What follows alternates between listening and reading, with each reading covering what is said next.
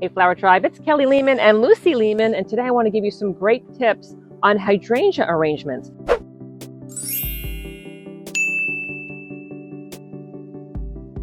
So if we haven't met yet, it's nice to meet you. My name is Kelly Lehman. I'm the owner of Cranberry Fields Flower Farm here in Cranberry, New Jersey, and I love giving you guys fun, free flower tips. So please feel free to subscribe to this YouTube channel and hit that bell notification so you know whenever we post another fun, free flower tip video. So let's dive right in. So it's hydrangea season here in my New Jersey garden and flower farm. And what I love to do is make gorgeous arrangements. We sell them here locally in town. And we also have a Flowers of the Month club. And I love gifting them to my family and friends. And so these are some of the steps that I take to make sure that I have gorgeous blooms to gift to other people and to sell. So I usually go out in the morning. You want to make sure that you're cutting your hydrangeas early morning before the blooms start to get exhausted from the sunlight. So morning is best for cuttings, and it's even a really good idea, if you can remember, to try to water your plants the day before. So it's really great if they're super hydrated, and always water in the morning and at the base of the plant. Those are key. You never want to water overhead at night because sometimes that causes some of those fungal issues. So water them the day before at the base of the plant, cut them early morning, and what you're going to do is you're going to make sure that you plunge them in water right away, because hydrangeas have something with their stem, and if you've ever had hydrangea arrangements before, you'll know that a lot of times these blooms will flop prematurely in the vase. And that's because they've got like a sap that's running through the stems, and a lot of times that will clog up the stems and it will prevent the water from coming up. So a few things that you can do to prevent that from happening is, as soon as you cut your hydrangeas, you're going to always give it a cut on a diagonal. You're going to make sure that you have a clean set of pruners. Cut it at a diagonal. That diagonal is going to allow for maximum water absorption when it's on an angle like that. And also when it sits in the vase, it's going to wind up sitting like this, so the water can continue to go up the stem instead of sitting flat where like the glass actually kind of blocks some of it. So a diagonal cut is best. And you can also use a little bit of alum powder. This is just a spice that you can find in most of your local food stores or online, Amazon. I'll put a little link in descriptions below. And this spice often kind of, helps to have that water go up the stems easier. And so it'll actually allow that water absorption to happen quicker. And so what happens is I'm going to wind up giving another quick clip, because these clog up really fast. So another quick, oh, that one wasn't so good. Quick diagonal cut. I'm going to dip it in the alum powder. And then I'm going to plunge it right into the water. I don't want to have too much time go between the time that I do that, because once again, it starts to scab over sometimes. Sometimes you'll have it like the bottom of the stem will start to scab over. Another thing that I do is I make sure that I keep these flowers away from direct sunlight. So I never put them in front of a window. I keep them away from my stoves. I want to make sure that it doesn't have a lot of heat on them, because when hydrangea blooms are exposed to heat, a lot of times they will flop. Now, if this does happen, what you could do is simply remove the bloom from the arrangement, and you could wind up giving it just a fresh clip, plunging it back in water and keeping it in a cool spot, and then that should bring that bloom kind of like back to its full self.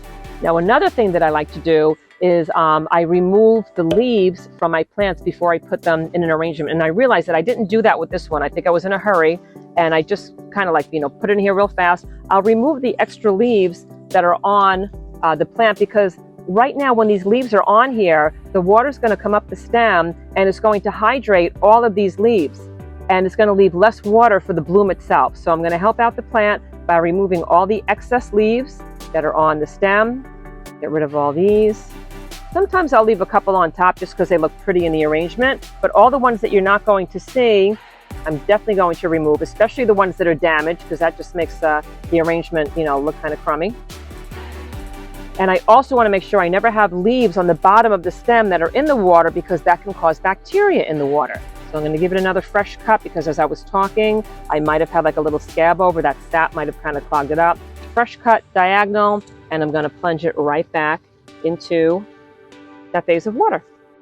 You also want to make sure that your tips are in the water. Sometimes I know that I'll do things really fast and I won't do them right, and sometimes I won't fill up my vases high enough.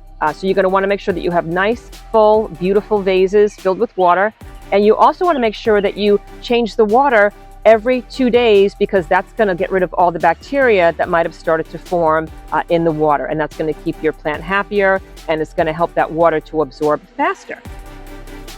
So here's a quick florist power tip. When I put my hydrangeas in vases like this, a lot of times we'll just use a rubber band, because if you just plunk them in a vase, a lot of times they just kind of flop over, they wind up popping out, the stems wind up coming out of the water, and if you're transporting them to bring to a friend or a family member, they're going to wind up like falling out in transit. So I just put a little rubber band on the bottom. That kind of keeps everybody together, and it's just a really super easy way to make an arrangement.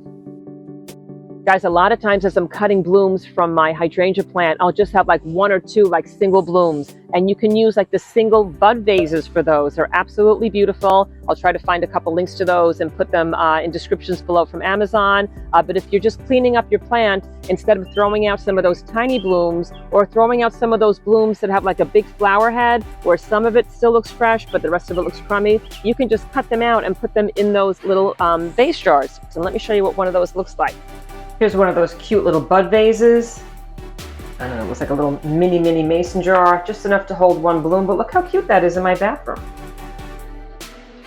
So guys, another tip to keep that water flow going through that stem very easily is to dip the bottom of the tips in some boiling water. You simply dip the stems in boiling water for about 30 seconds, not any longer than that, and make sure that the actual flower blooms are not near the steam, otherwise they will droop. One of my favorite florist power tips is to try to harden off the stems if you can. And the way that I do that is I will cut these blooms, like I said, early morning, so they're nice and hydrated. I'll let them kind of rest either inside or in my garage or in my barn to kind of get out of whatever heat that they did have.